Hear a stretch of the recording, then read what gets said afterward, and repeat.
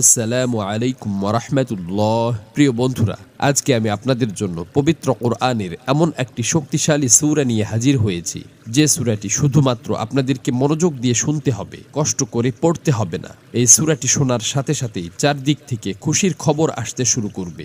এই সূরাটি মূলত তারাই শুনবেন যারা খুবই অভাবে আছেন, কষ্টে আছেন, কোনোভাবেই যাদের মনের আশা পূরণ হচ্ছে না, যারা গরিবি দূর করতে চান, ঋণ পরিশোধ করতে চান, এবং যারা চাকরি হারিয়ে দিশেহারা হয়ে পড়েছেন, কোনোভাবেই কোনো মাধ্যম খুঁজে পাচ্ছেন না।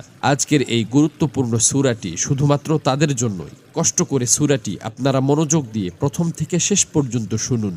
ইনশাআল্লাহ এই সূরাটি শোনার উসিলায় আপনাদের সকল অভাব অনটন গায়েব থেকে দূর হয়ে যাবে, সকল ঋণ পরিশোধের ব্যবস্থা হয়ে যাবে, মনের সকল অপূর্ণ আশা আকাঙ্ক্ষাগুলো পূরণ হয়ে যাবে। আপনি যা চাইবেন সাথে সাথে তাই কবুল হবে ইনশাআল্লাহ।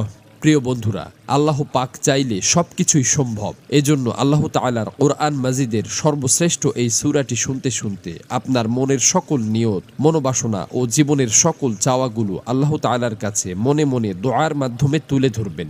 আল্লাহ চান তো মুহূর্তেই আপনার জীবনটা পরিবর্তন হয়ে যাবে। প্রিয় বন্ধুরা, জীবনে তো অনেক প্রচেষ্টাই করেছেন, একবার না হয় কোরআন মাজিদের এই সূরাটির উপর বিশ্বাস রেখে প্রথম থেকে শেষ পর্যন্ত শুনলেন। এই সূরাটি শোনার পর আপনি নিজেই বাধ্য হবেন আমার জন্য দোয়া করতে। এই সূরাটি এখন পর্যন্ত লক্ষ লক্ষ কোটি কোটি মানুষ শুনেছে এবং সকলের ভাগ্য অলৌকিকভাবে পরিবর্তন হয়ে গেছে। আমার কথা বিশ্বাস হচ্ছে না? তাহলে সূরাটি একবার শুনেই দেখুন।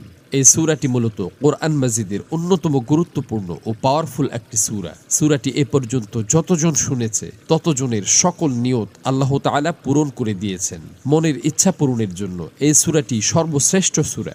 আমি শুধু মুখেই বলছি না, সূরাটি শোনার পর আপনারা নিজেরাই প্রমাণ দেখতে পাবেন। এজন্য কোরআন মাজিদের উপর বিশ্বাস রেখে দ্রুত সূরাটি একবার শুনে নিন। ইনশাআল্লাহ সাথে সাথেই রেজাল্ট পাবেন। মহান আল্লাহর কাছে দোয়া করি, হে আল্লাহ, যারা যে নিয়তে, যে উদ্দেশ্যে এই সূরাটি সম্পূর্ণ শুনেছে এবং শুনবে, আপনি তাদের জীবনের সকল উদ্দেশ্য এবং মনের সকল আশা আকাঙ্ক্ষা গায়েব থেকে পূরণ করে দিন। আমিন। কমেন্ট বক্সে আপনিও আমিন লিখে উন্মুক্ত দোয়ায় শরীক থাকুন, কেননা কে জানে যে কার মুখ থেকে বলা আমিন কখন কবুল হয়ে যায়। তো চলুন সূরাটি শুনে নেওয়া যাক। أعوذ بالله من الشيطان الرجيم بسم الله الرحمن الرحيم